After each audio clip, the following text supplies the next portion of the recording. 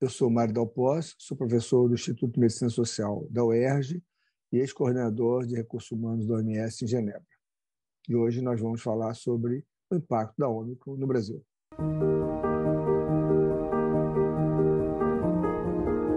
O que a gente sabe sobre a transmissão da Ômicron?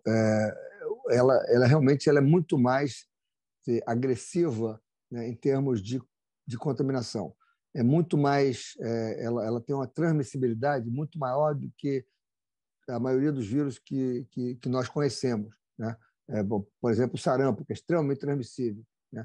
Ela tem uma capacidade de se transferir de uma pessoa para várias outras, né, muito rapidamente. Então, essa é a explicação básica pela subida rápida do número de casos a partir dos primeiros casos, né?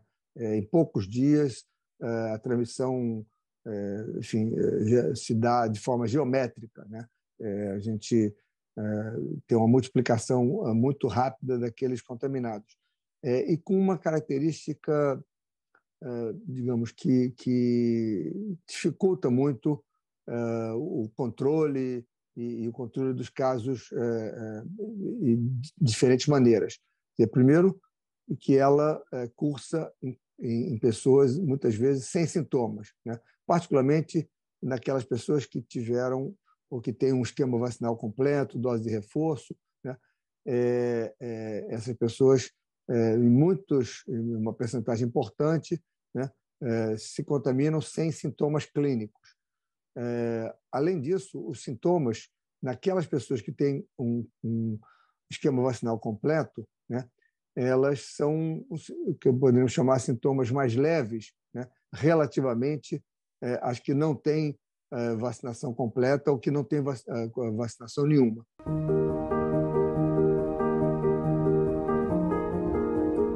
A situação presente, né, enfim, tem um grau de incerteza ainda bastante grande pela dificuldade com os dados.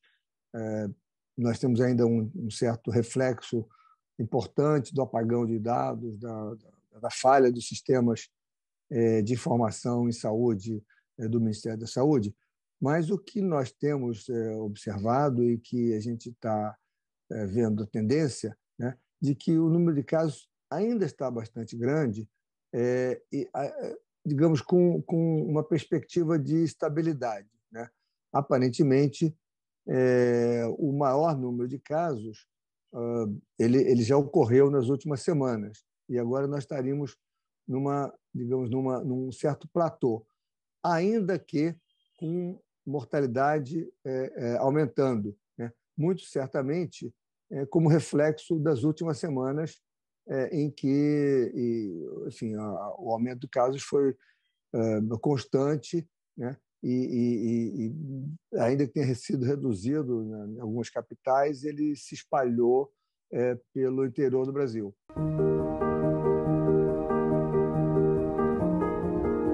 Muito difícil fazer enfim, a projeção disso, muito menos de predição, né? Modelos matemáticos e estatísticos precisam de muitos dados e a gente tem tido certa dificuldade. Por exemplo, muito poucos hospitais têm oferecido os dados sobre internação e óbitos de vacinados e não vacinados, por exemplo. A gente não tem um dado nacional sobre isso, a gente tem alguns hospitais. E a amostra desses hospitais é muito relevante, né? Mas ela é incompleta. Claramente, não temos a possibilidade hoje de ter um quadro nacional. Mas o que se espera é que esse número de casos se mantenha ainda elevado mais, sei lá, 1 ou 2 semanas, né? Antes de começar a cair, e se o padrão for o mesmo da Europa, deve cair muito rapidamente. E a gente espera que ocorra o mesmo com o número de óbitos. Em 1 ou 2 semanas, esse número de óbitos comece a descer, porque está num patamar muito alto, né? Mais de 1.000 casos por dia, é inaceitável do ponto de vista ético, do ponto de vista epidemiológico e do ponto de vista social.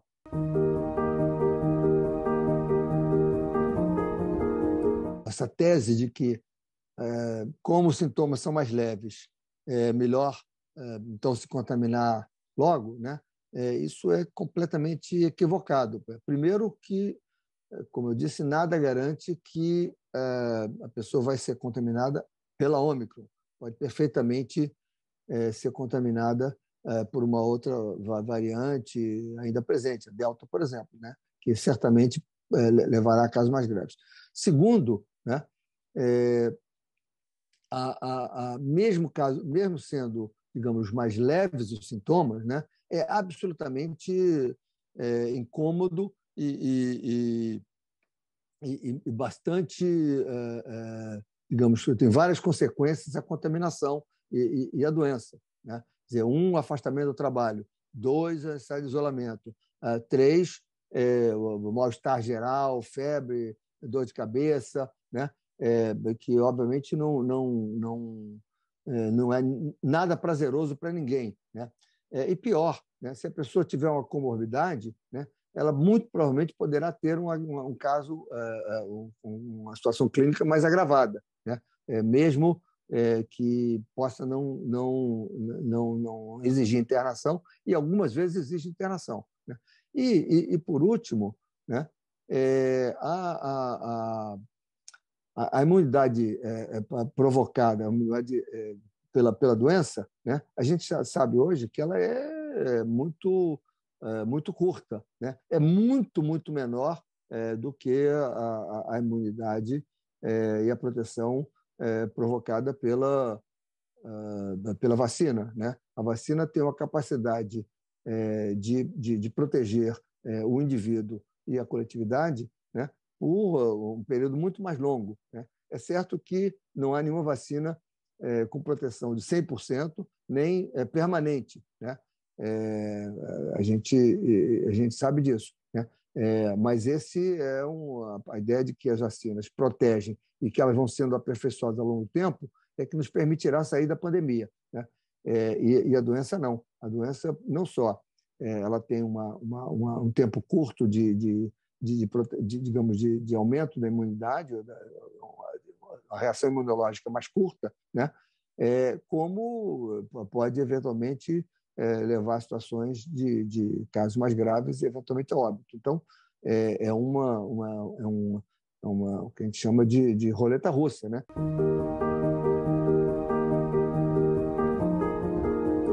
Uma das razões pelas quais ficar doente é muito ruim, tá certo?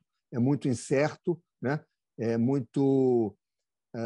um risco muito grande, né? Obviamente, do ponto de vista do indivíduo, porque há aspectos dessa doença aos quais a gente ainda, não conhece, e o dois, não tem controle sobre isso, né? Há enfim, é muito recente, né? Mas cada vez mais a gente tem ouvido relatos de médicos que acompanham pacientes, ouvido relatos de pacientes, né? E alguns estudos ainda muito preliminares começam a ser publicados sobre o tempo que uma certa parcela das pessoas que se contaminam e que ficam doentes continuam doentes, né? Como você disse, variando entre um dia, um mês e meio, né? Ou permanecendo com alguns sintomas além de 3 a 4 semanas, né? Não todos os quadros, né?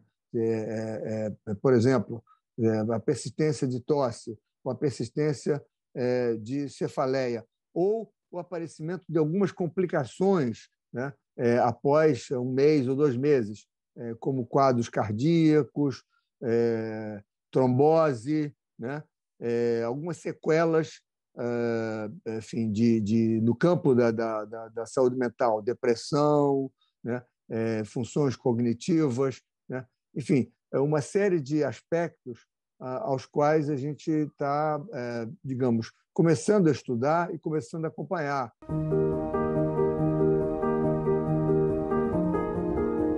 Você tem uma doença de base, que, no caso aqui, muitas vezes está estabelecida no aparelho respiratório, mas que tem consequências para o resto do organismo, né? Seja imediatamente ou seja posteriormente. Isso é o básico, digamos, da medicina, né? É lidar com isso, né? Muitas vezes você tem um quadro clínico cheio de sinais, não quer dizer que a doença tem todos aqueles elementos, mas ela tem origem num determinado aparelho e tem consequência em outros aparelhos. Então, essa é um paciente difícil de ser, digamos, acompanhado, de ser tratado, né?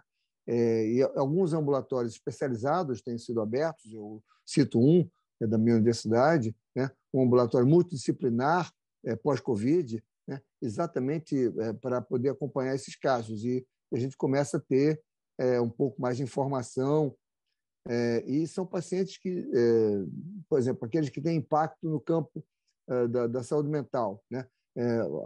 O acompanhamento deles, o tratamento deles exige uma outra expertise, que não necessariamente de um infectologista, de um clínico, né? Exige outros especialistas, outros profissionais, e assim por diante. Então, esse é um campo e uma problemática que, digamos, reforça a ideia de que o melhor é não ficar doente, né? Evidentemente, o melhor é se vacinar, né? É ter as doses completas e procurar se proteger, né? Especialmente com o uso de máscaras e o máximo de distanciamento que se pode ter, né? É certo que famílias em que a habitação é muito pequena ou que não tem uma habitação adequada têm mais dificuldade de ter algum grau de isolamento, né? Porque as pessoas que trabalham em atividades em que essa situação, isolamento é mais difícil, mas esse é o esforço que a sociedade e as instituições, as empresas, o governo precisam fazer, né? Criar ambientes que sejam menos propícios à contaminação. As escolas, por exemplo, precisam fazer um esforço grande para ter ambientes abertos, atividades que enfim, as pessoas tenham menos risco de contaminação, que mantenham ainda o uso de máscara por um tempo maior, né, que se exija o passaporte vacinal para a entrada na escola, a realização das atividades. Então, esse é mais uma razão pela qual não é bom ficar doente.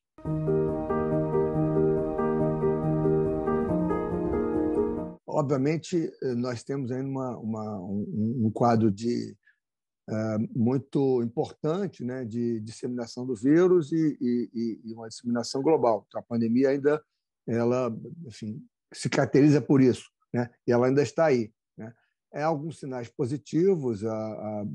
Recentemente, o diretor regional da Europa, da OMS, fez uma análise muito interessante. Eles fizeram digamos, uma projeção de que em muito breve nós estaríamos, vamos dizer assim, saindo dessa definição de transmissão global, mas ainda provavelmente convivendo com o vírus em nichos ou em algumas situações.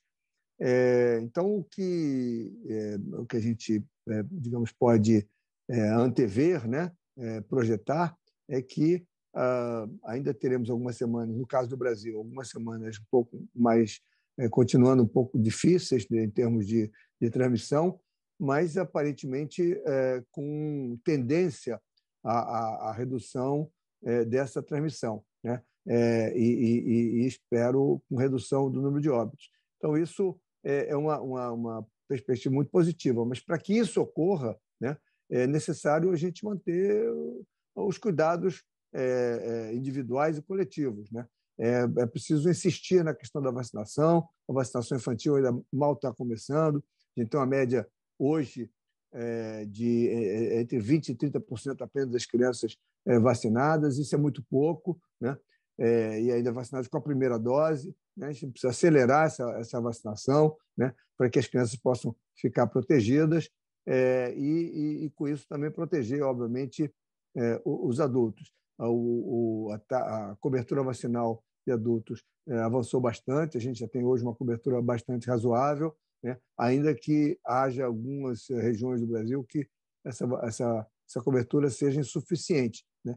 Então, esse é o, digamos, acho que a perspectiva que está posta, que nessas próximas semanas, ainda sob essa situação pandêmica de transmissão, essa transmissão se mantenha, né? E que depois disso a gente possa ver, essa pelo menos é a minha expectativa, e que os dados me mostram, e a mim, a vários outros colegas e centros, né, estão projetando que essa disseminação possa começar a se reduzir, o número de casos possa cair, né? Mas desde que nós mantenhamos ainda essa proteção. Então, é muito importante vacinação, é muito importante o uso de máscara e o distanciamento mantido.